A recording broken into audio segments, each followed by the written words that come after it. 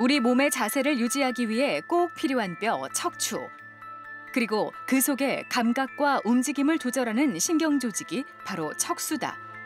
척추뼈가 손상되면 척추관 안에 척수가 눌리게 되고 우리 몸에 마비 증상이 일어나는 등 감각기관 기능이 상실될 수 있다. 뇌가 중요하다는 거는 다들 아실 텐데 뇌에서 팔과 다리, 온몸으로 신경을 뻗어나갈 때 척수 신경을 통해서 팔과 다리로 신경이 연결되고 기능을 하게 됩니다.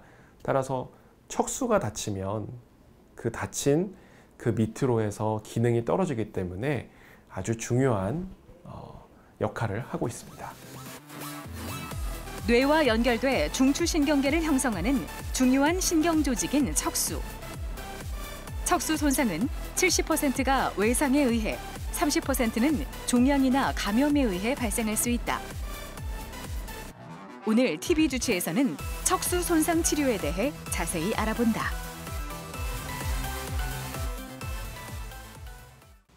네, 오늘 도움 말씀 위해 대전 을지대학교 병원 신경외과 유승준 교수 나오셨습니다. 교수님 안녕하세요. 네, 안녕하세요. 네, 교수님 정말 오랜만에 만나 뵙습니다. 오랜만에 뵙습니다. 지난번에 교수님이 건강플러스 방문해 주셨을 때 우리 스튜디오를 거의 로봇 수술실로 만들어 주셨잖아요. 뭐 기계며 장비 다 가져오셔서 어떻게 작동이 되는지 또 어떻게 수술을 하는지 굉장히 자세하고 세세하게 설명을 해주셔서 반응이 좀 뜨거웠거든요. 예, 맞습니다. 네. 환자분들도 굉장히 좋아하셨습니다. 그렇죠. 그래서 네. 오늘도 저는 좀 기대를 하고 왔는데요. 네, 그래서 이번 주제는 척수 손상인데요. 사실 척수와 척추 이 두 가지 용어를 헷갈려 하시는 분들이 있습니다. 그래서 오늘 질환을 살펴보기 전에 이 두 용어를 먼저 좀 짚어보고 들어가면 좋을 것 같아요, 교수님. 예, 실제로 척추와 척수 발음도 비슷하기 때문에 많이 혼재돼서 사용되고 있습니다. 척추라고 하는 것은 우리가 생각하는 허리뼈, 이제 뼈를 대체로 이야기하는 말이고 그 안에 있는 척추관 안에 척수 신경이 지나갑니다. 그래서 척추뼈 안에 지나가는 신경을 이제 척수라고 부르게 됩니다. 하지만 실제로는 사고가 나거나 어떤 다치게 됐을 때에 손상이 발생을 하면 척추뼈와 척수신경 모두 손상이 되기 때문에 편하게 혼용해서 사용하셔도 괜찮습니다. 네. 우리 몸에서 어쨌든 기둥 역할을 하는 게 바로 척추인데요. 이 척추 내에 지나가는 신경을 척수라고 한다는 거죠? 예, 정확한 말씀입니다. 그러면 이 척수는 우리 몸에서 어떤 기능을 담당할지 기능에 대해서도 좀 간략하게 설명해 주시면 좋을 것 같아요. 예, 뇌신경이 여러 가지 역할을 주도적으로 할 때에 우리의 팔과 다리 또 심장과 폐로 신경들이 연결돼야 되는데 그러한 연결을 하는 기능을 주로 하고 있고 이러한 부분들이 뇌에서 팔다리로 직접 신경이 가는 것이 아니라 척수 신경을 경유해서 이제 신경을 보내서 이제 작동을 하게 됩니다. 굉장히 많은 신경들이 지나다니는 거잖아요. 지나다니면서 우리가 이렇게 근육을 좀 움직이기도 하고 외부에서 감각을 좀 느끼기도 하는 어떤 통로 역할을 한다고도 생각을 하면 되겠네요. 신경 다발이자 신경 통로입니다. 그리고 척추 디스크, 목 디스크 같은 경우는 사실 추간판이 척추를 누르기만 해도 통증이 정말 어마어마하잖아요. 근데 오늘의 질환은 이 척추를 누르는 게 아니라 이 척추가 손상이 된 거죠. 예, 맞습니다. 이게 어떤 상태를 좀 의미하는 걸까요? 예, 실제로 조금만 눌려도 이제 심한 통증이 생길 정도로 예민하고 중요한 장기인데 이러한 신경이 손상이 됐다. 이런 일은 교통사고라든지 아니면 공사장에서의 추락이라든지 아니면 심한 싸움으로 인한 골절과 그런 일로 인해서 신경이 절단되거나 멍들거나 하는 일이 발생을 하게 되면은 운동이나 감각에 마비가 와서 팔다리가 잘 움직이지 않거나 심한 통증 혹은 감각이 없어지는 어떤 그런 심각한 손상이 발생한 경우를 말하게 됩니다. 척수 손상의 원인을 좀 쭉 짚어보면 좋을 것 같아요, 교수님. 예, 가장 많은 원인은 이제 교통사고로 인해서 발생을 하게 되고요. 아파트에서의 추락, 공사장에서 추락, 등산이나 아니면은 축구 같은 것들을 할 때 스포츠 손상, 쌍방 간의 폭행 같은 경우에도 손상이 주로 발생을 하게 됩니다. 네. 손상되는 부위를 보자면 경추 손상이 가장 많고요. 목 쪽 말씀하시는 거죠? 예. 그러니까 아까 말씀하신 대로 뼈가 손상을 입었을 때 척수가 손상을 당하는 거니까 이 목 쪽 뼈가 손상을 입었으면 경수 손상일까요? 그렇게 부를 수 있습니다. 네. 등뼈, 흉추 같은 경우에는 갈비뼈가 같이 보호를 하고 있고 그다음에 요추, 허리뼈 같은 경우에는 뼈가 굉장히 크고 단단합니다. 네. 반면에 경추 같은 경우에는 뼈가 얇기도 하고 또 중요한 장기인 머리를 항상 받치고 있기 때문에 외부에 어떤 충격이 발생했을 때 가장 다치기가 쉽습니다. 네. 그래서 이러한 손상들이 발생을 하게 되면은 그 정도에 따라서 완전마비 혹은 불완전마비가 발생하게 됩니다. 네, 좀 이야기를 들어보니까 손상된 위치나 정도에 따라서 예후도 좀 많이 달라질 것 같은데요. 종류를 한번 좀 구분을 해보면 좋을 것 같습니다, 교수님. 예, 이제 목 쪽이 다치게 되면은 목 쪽이요? 예, 목 아래로 해서 운동이나 감각 기능이 떨어지게 되니까 예, 팔다리를 움직이지 못하거나 통증을 느끼지 못하거나 혹은 차갑거나 뜨거운 것을 구분하지 못하거나 혹은 숨 쉬는 기능이 떨어지거나 예, 이런 일이 생길 수가 있고 목 쪽 아래로는 다 기능을 소실하게 되는 거네요. 맞습니다.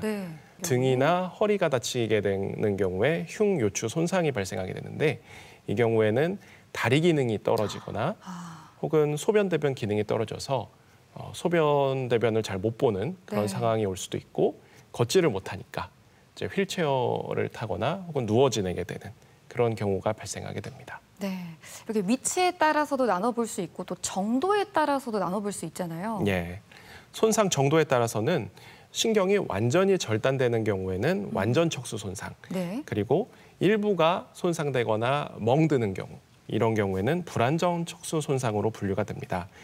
일부 연부 조직 손상이라고 해서 신경은 조금 멍만 들고 예, 그 뒤쪽에 있는 근육이나 인대가 다치는 경우도 있고 혹은 뼈가 당겨지면서 비틀려지는 경우에는 뼈가 관절이 빠지는 척추 뼈도 관절로 구성되기 때문에 이런 경우에는 탈구, 골절 탈구 등으로 이제 발생을 하게 됩니다.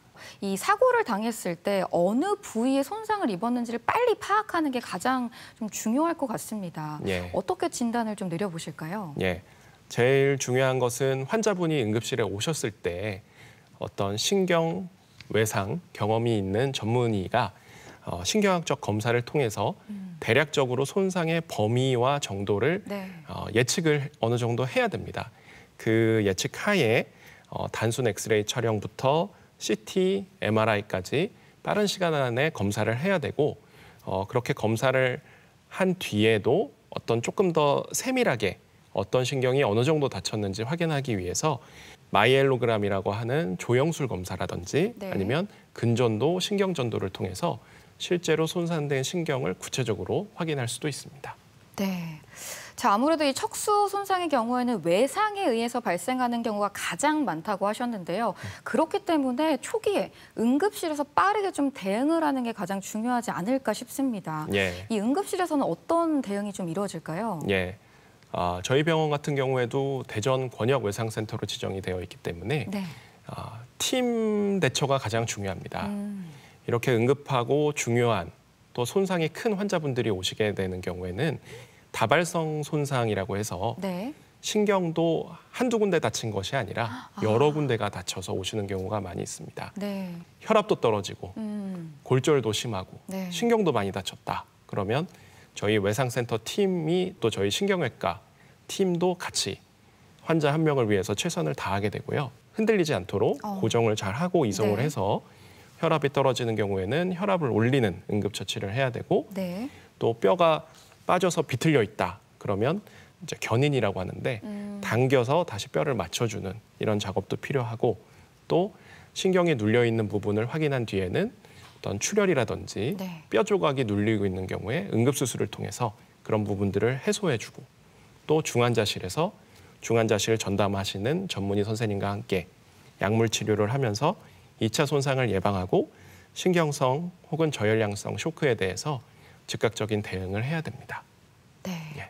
사실 응급실에서 이런 빠른 진단과 대처가 중요한 게 아까도 말씀해 주셨지만 이 손상 정도에 따라서 기능 소실이 또 달라지잖아요. 네. 모든 기능이 완전히 소실이 됐는지 아니면 부분적으로만 소실됐는지 또 이 부분을 좀 자세히 짚어주시면 좋을 것 같아요. 예. 우선 환자분이 오시게 되면은 저희가 신경학적 검사라고 해서 네. 여러 가지 평가들을 하게 됩니다. 운동 기능이라고 하면 팔다리를 들어보세요. 이런 간단한 질문도 하지만 근육과 힘줄 부분을 두드려서 네. 반사가 있는지 또 확인을 하고 네. 뾰족한 물체로 손끝이나 발끝을 찔러서 통증을 느끼는지 굉장히 그 찰나의 순간에 빠르게 해서 저희가 평가를 하게 되고 네. 그런 부분들을 종합을 해서 완전 손상이다. 네. 혹은 불완전 손상인데 어느 정도의 손상이 이제 생각이 된다라는 어느 정도의 그 감을 가지고 이제 추가적인 검사를 하게 됩니다. 완전 손상 같은 경우에는 저희 신경 다발이 목에서부터 이제 팔다리로 이루어지면서 네. 허리까지 쭉 내려오게 되는데 신경 다발이 원추형으로 되어 있다고 하면 중간 부분이 완전히 절단된 상태, 운동 감각 능력이 완전히 소실돼서 만져도 느낌이 없고 움직일 수도 없고 이제 이런 상태를 저희가 완전 손상으로 구분을 하게 되고 네. 이런 경우에는 대체로 이제 결과가 좋지 않은 경우가 많이 있습니다. 척수신경은 발달하는 과정에서 아래쪽에서 위쪽으로 올라오면서 위치를 하게 됩니다. 네. 그렇기 때문에 신경의 구조도 조금씩 이동을 하게 되는데요. 그래서 어떤 특정 수준에서 더 높은 부분이 다치게 되면은 네. 일부분은 다치지만 일부분은 보존이 되면서 감각과 운동 기능의 손상의 네. 그런 범위가 차이가 나는 경우들이 있습니다. 그래서 이런 경우에는 불안정 손상에 특히 그런 경우들이 많이 발생을 하고요. 네. 다친 부위에 따라서 이제 구분을 할 수가 있습니다. 지금부터는 하나씩 좀 자세하게 살펴보도록 하겠습니다. 예. 먼저 척수의 앞쪽을 다쳤을 경우 예. 전방 척수 증후군이라고 하죠. 예. 이 부분 좀 자세히 짚어볼까요? 예, 전방 척수 증후군 같은 경우에는 뼈나 혹은 연골 파편에 의해서 동맥이 손상되거나 혹은 척수신경 앞쪽이 네. 직접적으로 손상된 경우, 멍들거나 다친 경우가 네. 해당이 되는데요.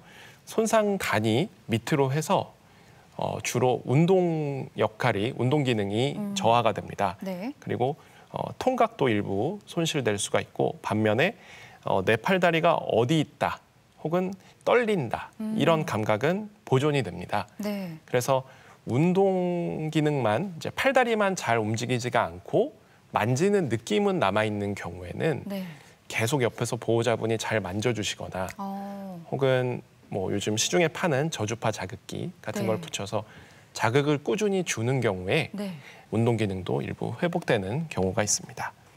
다음으로 보실 경우에 이제 후방 척수 증후군 같은 경우에는 기본적으로 척수신경 뒤에 네. 지나가는 동맥이 손상이 되거나 혹은 다치는 경우, 신경이 다치는 경우에 발생을 하게 됩니다. 주로 떨리는 느낌이나 아니면은 내 팔다리가 어디 있는지 그런 위치에 대한 느낌이 네. 이제 떨어지게 되는데요. 실제로 많이 발생하는 건 아니지만 운동 기능이 그래도 보존이 돼서 환자분들이 일상생활은 어느 정도 하시고 네. 반면에 자꾸 이제 길을 가다가 다치거나 하시기 때문에 이 부분도 어떤 요인에 의해서 발생을 하는지 검사를 해보고 필요하다면 조치를 취해줘야 또 다시 회복될 수 있는 여지를 만들어줄 수가 있습니다. 네. 그다음에 중심 척수 증후군 같은 경우에는 가장 흔하게 보는 경우는 이제 편타성 손상이라고 해서 네. 저희가 자동차를 운전해서 가다가 앞차에 갑자기 멈추면 이제 앞차랑 부딪히거나 네. 혹은 갑자기 멈추게 되는데 그렇죠. 그러면 이제 본인도 모르게 고개가 앞으로 확 숙여졌다가 확 뒤로 꺾이게 됩니다. 네. 예, 그런 경우에 이제 경추는 무거운 머리를 계속 들고 있기 때문에 네. 앞으로 확 꺾였다가 확 뒤로 젖혀지면 회초리를 탁 치듯이 예, 목뼈 안에 있는 신경이 이렇게 당겨지게 됩니다. 네. 그러면 주로 그 신경 가운데에 있는 그런 신경들이 멍이 들게 되면서 네. 실제로 피부에 멍이 들면 굉장히 아프잖아요. 네. 그런 것처럼 신경이 일시적으로 멍들고 부으면서 굉장히 아파지게 되면 운동 기능이 떨어지게 되고 네. 감각 기능의 일부가 떨어지면서 저리거나 혹은 통각이나 온도 감각이 떨어지게 되는 상지 운동으로 위쪽 운동이요? 어깨나 손의 기능이 떨어질 수 있기 때문에 관리가 필요하고 심한 경우에는 일시적으로 호흡 기능이 떨어질 수도 있어서 이런 경우에도 저희 외상센터 그리고 또 중환자실에서 호흡기 치료 등을 유지해야 할 필요가 있습니다.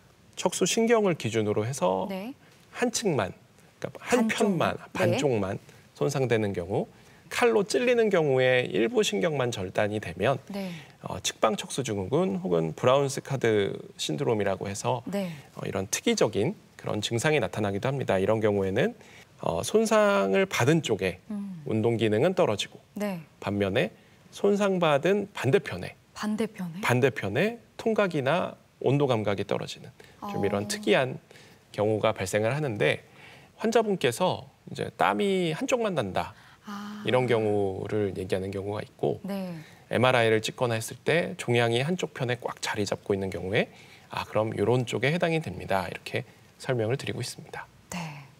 자, 이렇게 척수의 전방 또 후방, 중심, 측방에 따라서 나타날 수 있는 증후군에 대해서 살펴봤는데요. 이 다음으로 또 살펴볼 증후군은 척수 원추 증후군이라고요. 이거는 어떤 증후군일까요? 점점 고령 사회가 되면서 노령 인구가 많아지고 또 디스크 탈출증 같은 질환들도 굉장히 유병률이 높아지고 있습니다.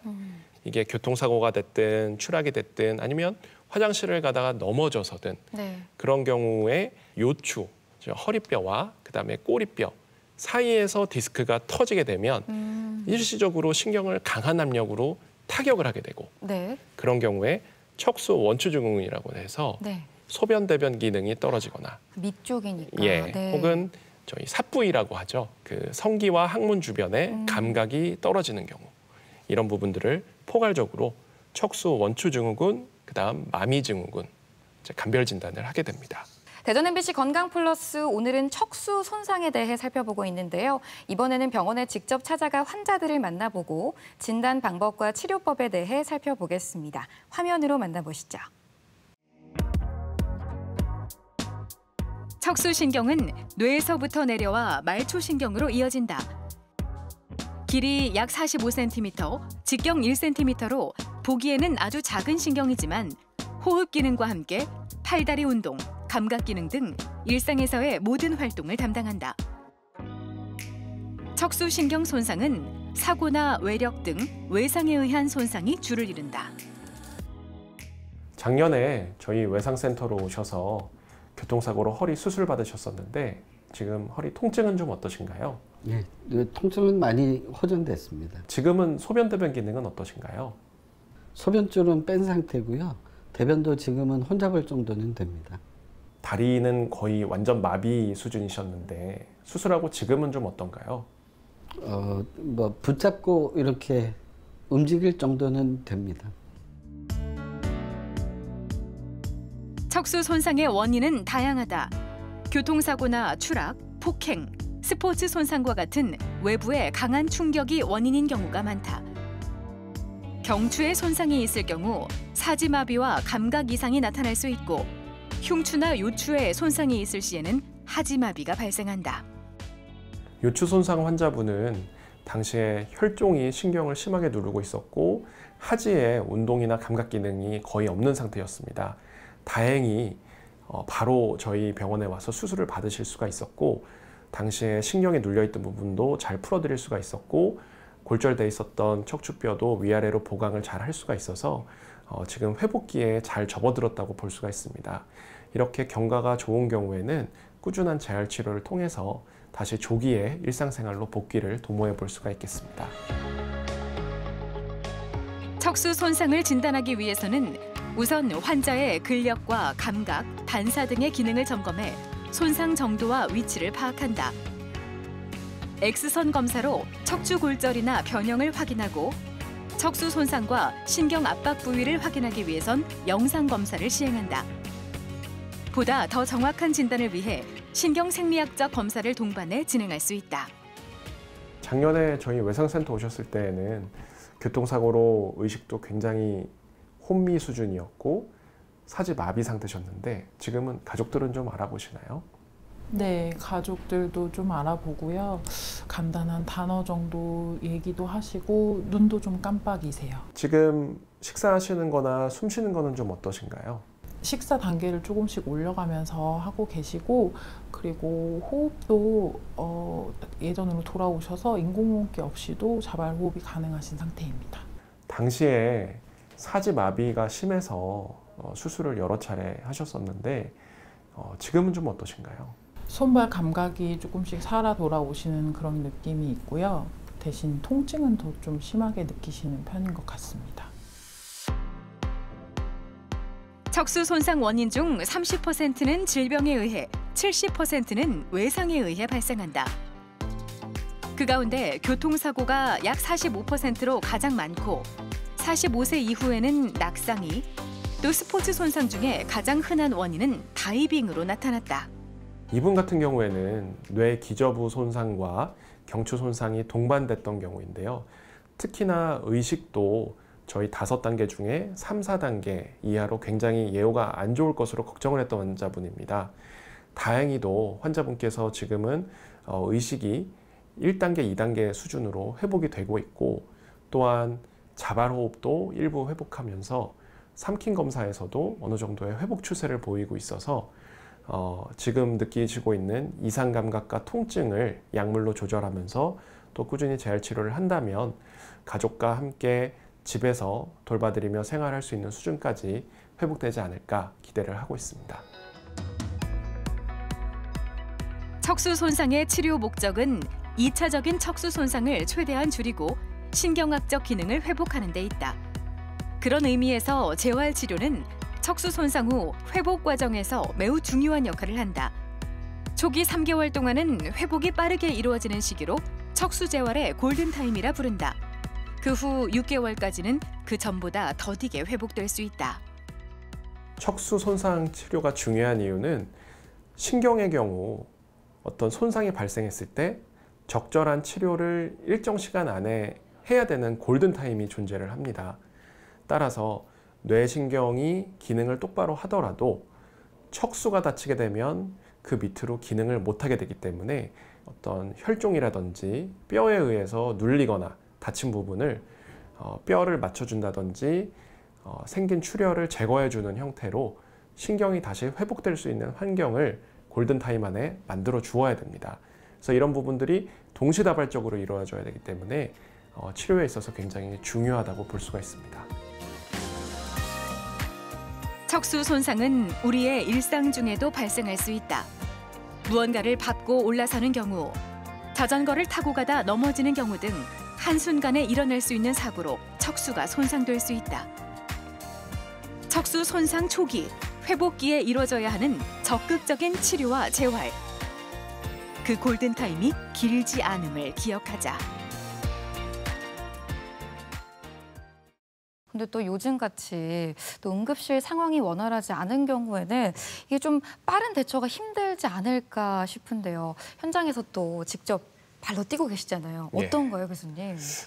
사실 굉장히 힘든 시기입니다. 저희가 최선을 다해서 진료를 함에도 여러 가지 자원이 한정돼 있기 때문에 굉장히 효율적으로 잘 사용하기 위해서 계속 노력을 하고 있고요.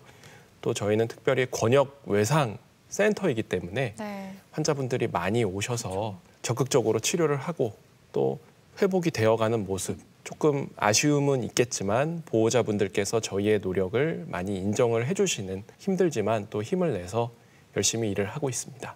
좀 더 이야기를 나눠보도록 하겠습니다. 이 척수 손상의 경우에는 아무래도 척추 손상에 의해서 발생하는 경우가 가장 많다고 하셨는데 이 병리 기전도 한번 쭉 살펴보면 좋을 것 같아요, 교수님.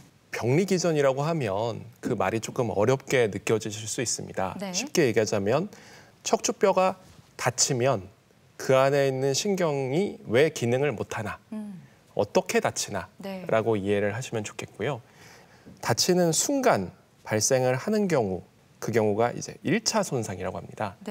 1차 손상 같은 경우에는 뼈나 혹은 외부 요인으로 인한 기계적 혹은 전해질 이상, 신경성 쇼크나 출혈로 인한 손상이 있을 수 있고, 다치는 순간이 좀 지나서 다른 요인들로 인해서 더 다친다, 그래서 이제 2차 손상이라고 부르게 됩니다. 2차 손상이라고 한다면 이런 출혈에 동반된 허혈, 좀 피가 부족해지는 미세 혈류나 척수내 혈류의 변화 혹은 에너지 생성의 감소로 인한 손상이 있을 수 있습니다. 그리고 2차 손상이 발생할 때 자세히 보면은 그 안에 있는 이제 여러 가지 세포들이 있거든요. 그 세포들이 다치는 것들이 여러 가지 이온의 불균형으로 인한 손상이다라고 볼 수가 있는데 이런 일로 인해서 다친다라고 보시면 되겠습니다. 이 척수 손상의 경우에는 외상에 의해서 생기는 경우가 가장 많잖아요. 이게 조직학적으로는 좀 어떻게 변화를 하는지 이 부분도 좀 자세히 짚어주시면 좋을 것 같아요. 예, 많은 환자분들이 외래에 오셔서 사실 궁금해하시는 분들이 많아요.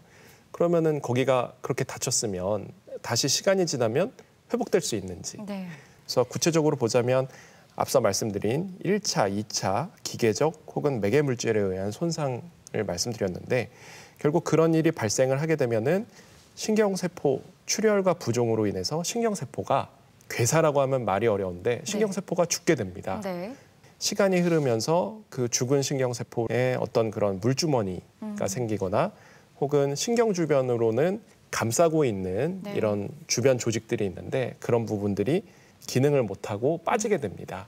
그럼 결국 급성기에 이렇게 군데군데 멍든 부분들이 발생을 하게 되고 시간이 지나면서 이 멍든 부분이 빠지고 일부 신경이 죽게 되면은 통통하게 신경 다발들이 잘 차 있어야 되는데 이렇게 하얀 부분들이 빈 공간들이거든요.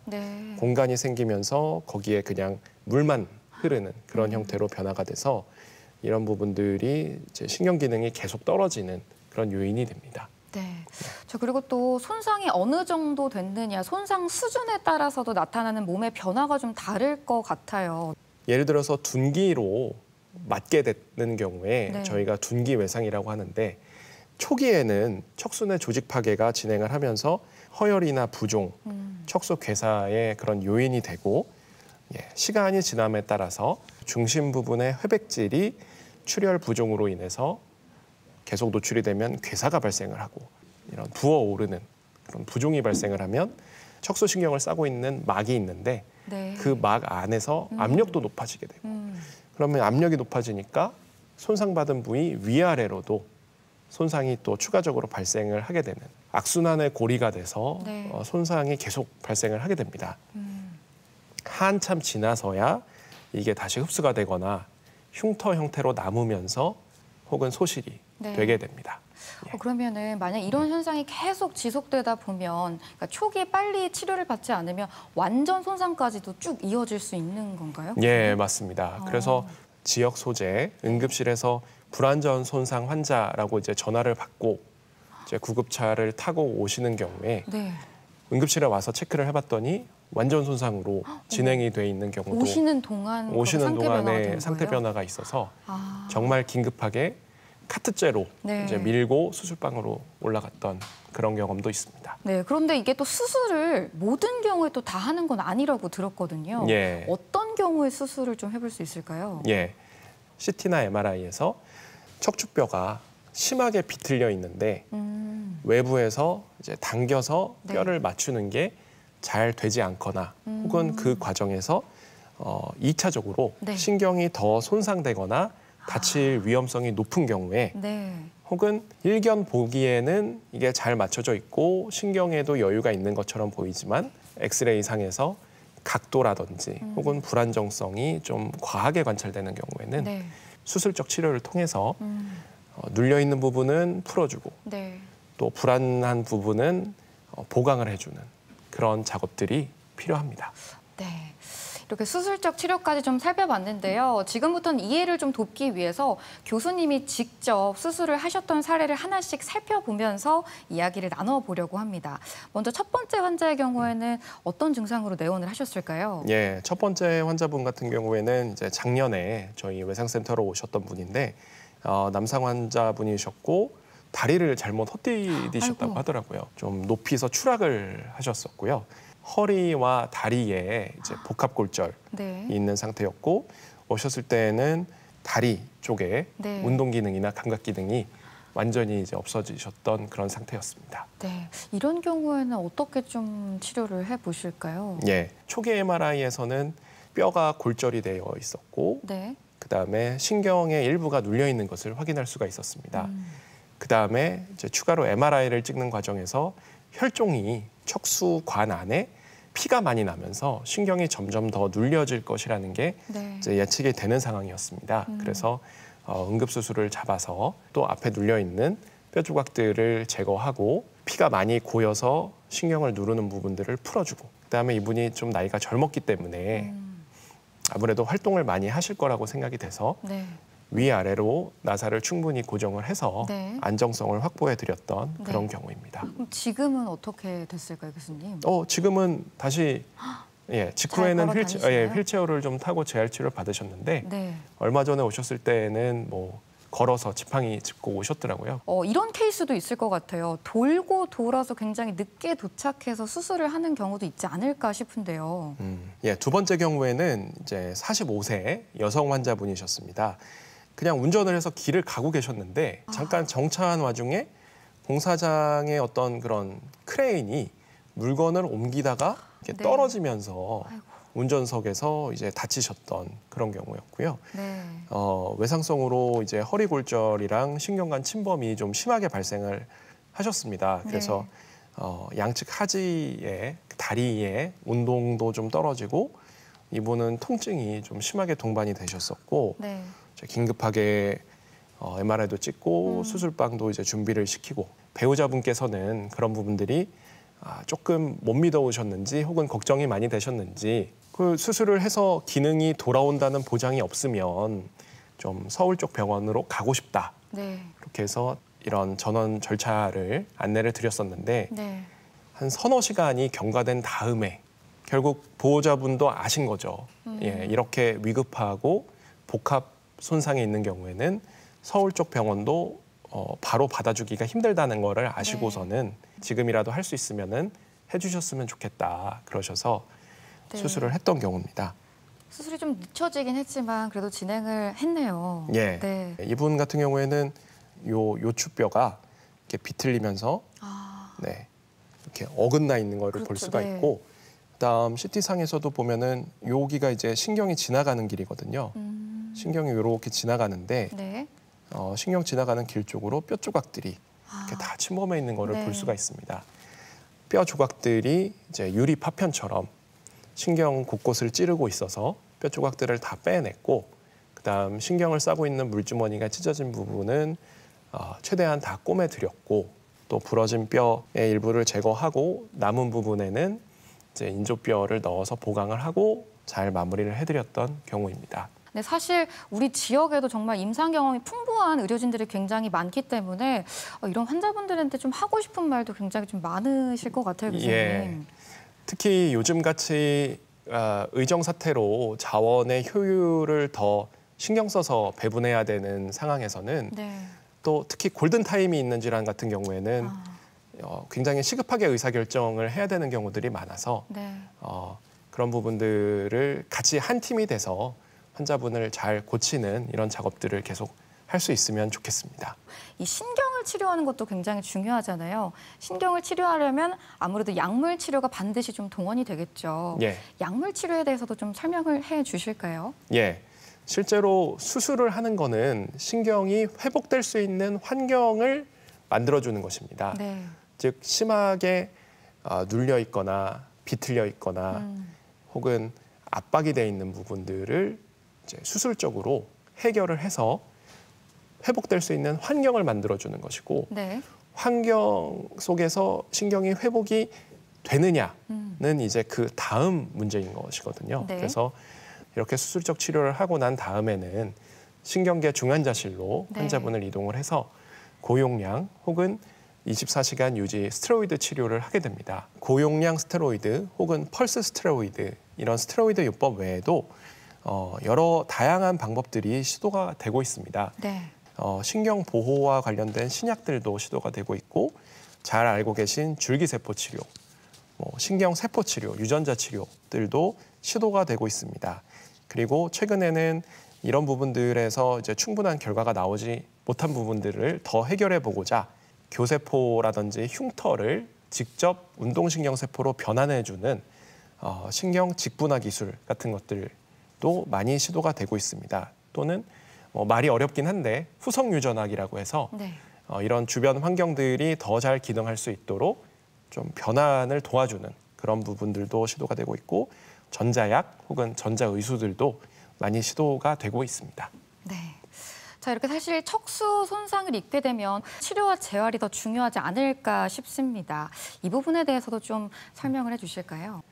이게 시기적으로 굉장히 중요한 그런 타임라인들이 있는데요. 뇌졸중이라든지 척수 손상 등으로 인해서 중추신경계 손상이 발생하는 경우에는 발생한 직후에 기능이 떨어지게 되고 일시적으로 기능이 떨어졌을 때 빠른 회복기, 급성기에 수술이 필요하다면 수술적 치료를, 신경보호 약물 사용이 필요하다고 한다면 그런 약물을 사용함으로써 급성 회복을 촉진을 해야 되고 그다음 완만한 회복기에도 완만한 회복이 될 수 있는 환경을 만들어 주어야 됩니다.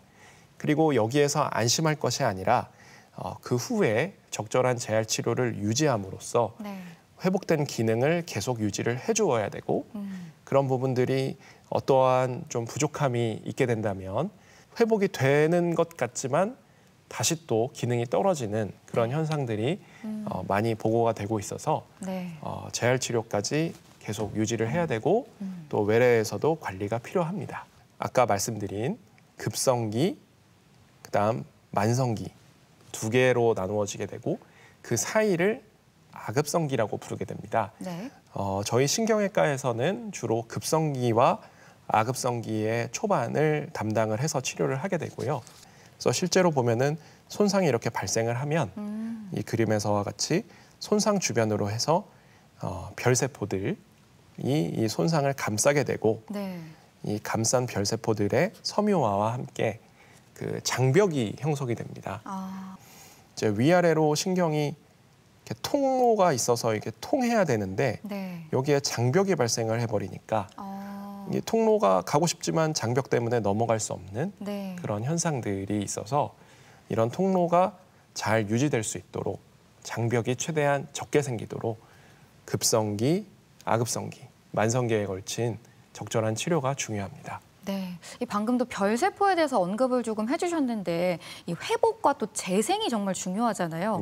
여기에 큰 역할을 하는 게 별세포라고 들었거든요. 좀 간략하게 설명해 주시면 좋을 것 같아요. 신경이 손상이 되면 복구할 수 있도록 혹은 신경에서 노폐물이 나오면 그 노폐물을 잘 제거해 줄 수 있도록 이런 중추신경계에 변화가 발생을 하면 그런 신경 전달 물질을 생성하고 분비하고 또 과하게 생성된 부분은 제거하고 이러한 기능을 보조하는 세포 중에 하나입니다. 이제 외래에 오면은 마비가 남은 환자분들이 있고 또 보호자분들이 우리 남편은 이제 언제 걸을 수 있나요?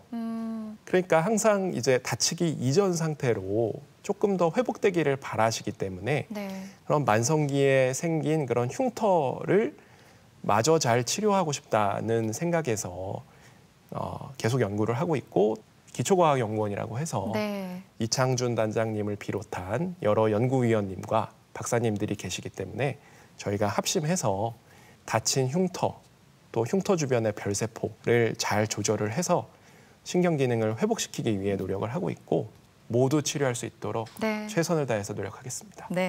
자, 계속해서 치료법 좀 살펴볼 텐데요. 만성기의 경우에는 아무래도 합병증이 또 생길 수 있다 보니까 신경 써야 할 부분들이 굉장히 좀 많을 것 같아요. 어떨까요? 가장 힘든 부분들이 환자분이 건강하게 활동을 하시던 때를 생각하다 보니까 갑자기 누워서 지내게 됐을 때 그런 환경의 변화 혹은 수술을 받고 중환자실 치료를 하면 어느 정도 회복이 될 것으로 생각을 했는데 그 회복된 정도가 만족스럽지 않았을 때의 우울감 이런 부분들로 인해서 여러 가지 그런 호흡기 치료라든지 욕창에 대한 그런 관리라든지 소변 대변 기능이 떨어짐으로써 아무리 사랑하는 배우자 혹은 보호자 부모님이라고 하더라도 이런 부분들이 굉장히 힘듭니다. 그래서 그런 부분들을 관리하기 위해서는 많은 노력이 필요하고 마음의 관리가 필요한 상황이 오게 됩니다.